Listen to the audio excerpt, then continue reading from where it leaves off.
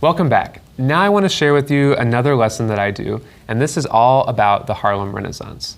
So this is an opportunity for me to not only share about the visual arts, but to also share about music and poetry that was written during this historical period.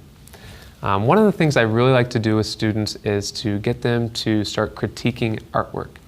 This is a project I do with my 5th grade students, and whenever I present a critiquing activity, I try not to dump all the steps on them at once because I feel like that's a little overwhelming for students.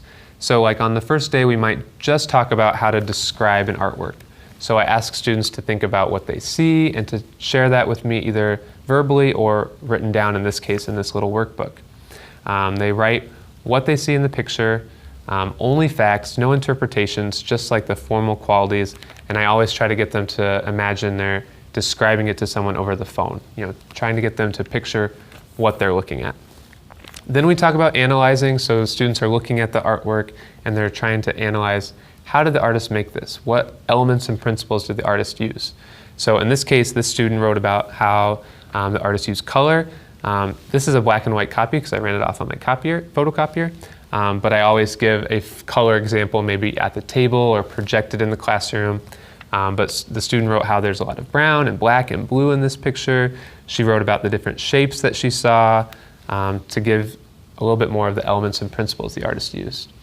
The third step is interpreting. I always love to hear what students interpret about different artworks.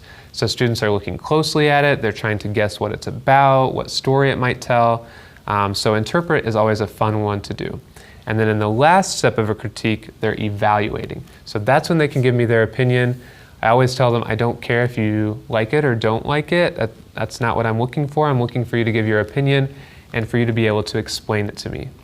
So they can say, like in this example, she did not like this painting because it was hard for space and there aren't very many bright colors. That might be a personal choice of hers, that she likes things that are more colorful. This maybe didn't have enough colors for her. So that's her opinion, and she was able to support that with a reason. So in addition to the visual art part, I also incorporate written poetry.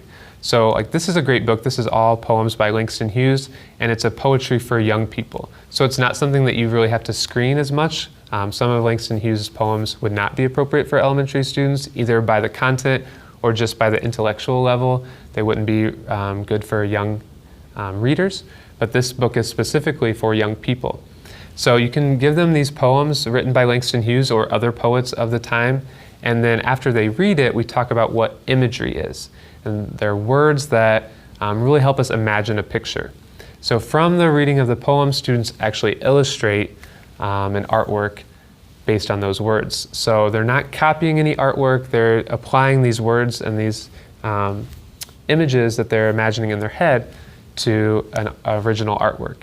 And it's always funny to see the artworks all together and see some things that students maybe all did, and then some things that a student created that nobody else did. So there's different interpretations of what the words mean and things that they can incorporate into their drawing. Similarly, we do that with music. So I put on a piece by Count Basie or other musicians of the time period, and just from what they're listening to, they create an artwork. So we're able to incorporate all the arts, visual art, music, and poetry to creating original artworks. So they're not copying anything. They're not copying like Jacob Lawrence's artwork. They're making their own artwork inspired by these great individuals.